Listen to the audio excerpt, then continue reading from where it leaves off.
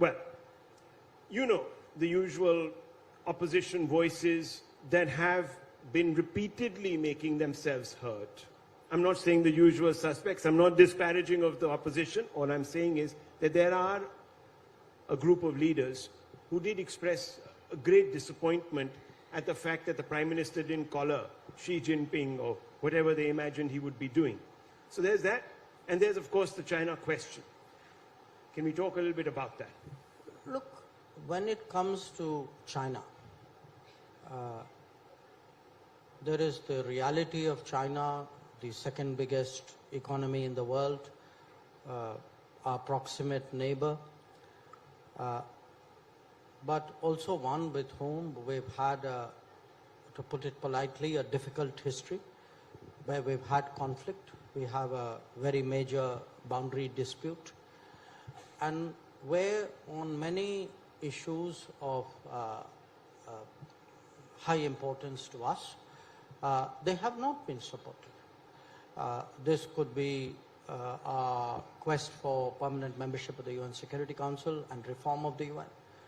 It could be our candidature for becoming a member of the nuclear suppliers group, or it could be those issues you mentioned, listing of UN terrorists, and it could be something far more basic. And this is something which goes back to the 1950s and 60s, which is their relationship with Pakistan, and how that relationship in Pakistan, with Pakistan, actually affects the security interests of India.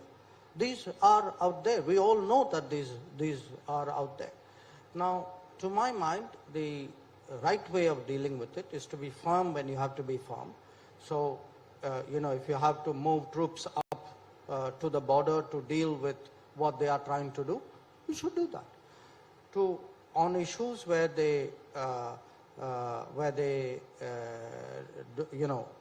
do not support or undermine our interests, to be frank about it and to be public about it where required. I don't say public about it all the time, but where diplomacy requires it, it's often useful to be public.